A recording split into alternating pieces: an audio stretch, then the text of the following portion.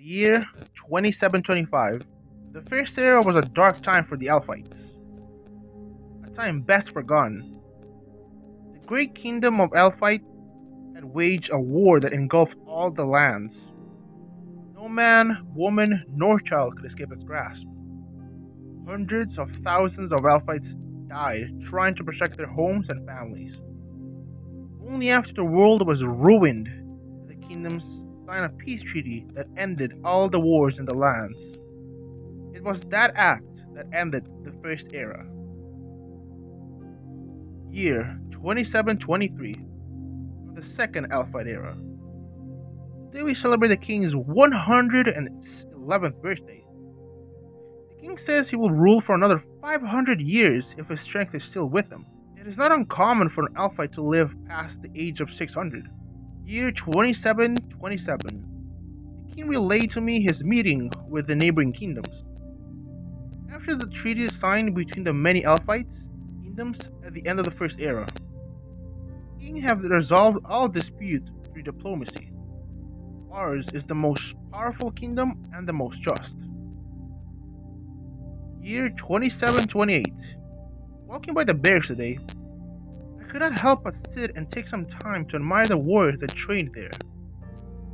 These Alphite warriors are the best in all the lands, as long as they manipulate the energy around themselves and around distant objects, pushing, pulling, leaping, slicing. They are truly some of the most skilled in the world. Chapter 1. Year 2786 of the Second Alphite Era. What follows is the account of Yaich, scribe of the Alphite king. Powerful creatures roam the Alphite kingdom. The king desires a powerful kingdom.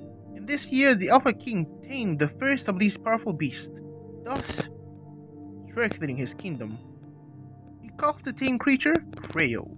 Tablet 2, year 2883. The last few decades have seen creatures from the wilds submit themselves to the king of their own free will. Our king has taken upon himself to teach the people how to tame these creatures. He has given his disciples the name Evocreo. The bond between these Creos and Alphites benefit the Creo no less than it benefits the Alphites. Chapter 3. Year 2942. Beasts that once roamed the land are no more. The Alpha King has tamed them all. More come from distant lands. The king sees his Creos as more than meager pets. He witnesses their intelligence and prepares to teach them how to speak. Tablet 4. Year 3002. Homes in the village have been damaged and crops destroyed. The villagers say that the Creo caused the destruction. The king confronts the accused and demands a reason for this treason. They say they see the Alphite taming as slavery and want to be free. The Alpha King banishes them back into the wilds, never to return to the Alphite kingdom. Tablet 5, year 3014. The banished ones have been spotted at the edge of the kingdom, attacking evokers as they are seen. He pays no heed to these acts of threatening demeanor. He sees this act committed in isolation, but has labeled the attackers the malcro. Tablet 6, year 3051.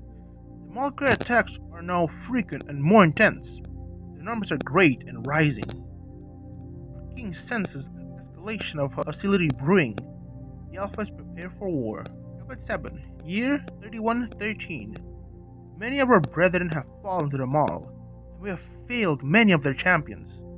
A dark year filled with the most fighting since the beginning of what has known been called the Prime Wars. Year 3117.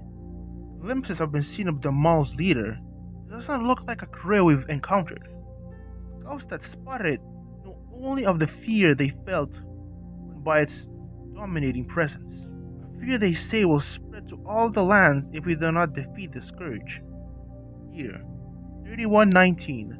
The Maul's leader is the strongest creature any Alpha has ever seen since the first Creo traveled to the city. Eyes glowing like the ember of a dying flame, streaks on its body, encased as it moves, larger than any Creo before it, stronger than any who dare challenge it. A living legend. Year 3122. The leader of the Maul is more powerful than any of the Creo that we have encountered previously, and its army is more organized than we could have imagined. Speaks to them, calls to them, but not with words. They obey without acknowledging his presence, as if year 3123. Nebul. That is the name we are giving him. The first of the nebulous Creo. Year 3139. The portal is beginning to open.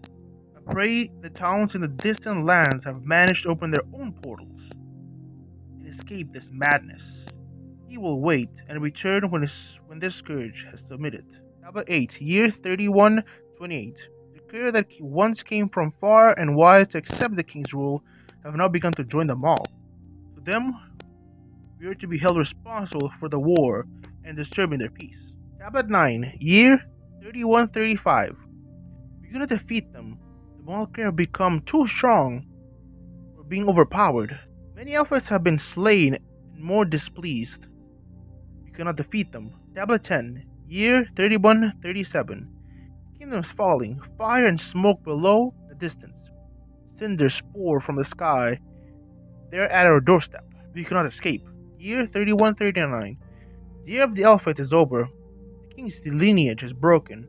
There is but one choice for the Alphites: to leave this world. A portal has been constructed in the heart of our fortress. We need time. Time to collect energy for our portal. Time to say goodbye to our home. Our king rides off to hold the malcro back and give us time. Tablet 12.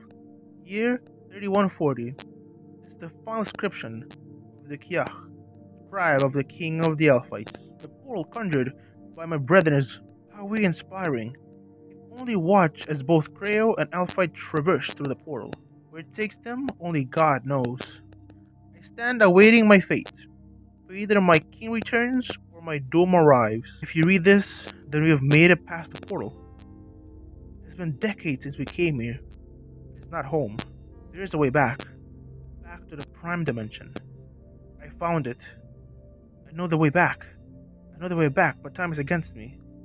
I only hope I can create the portal before death meets me. He will return.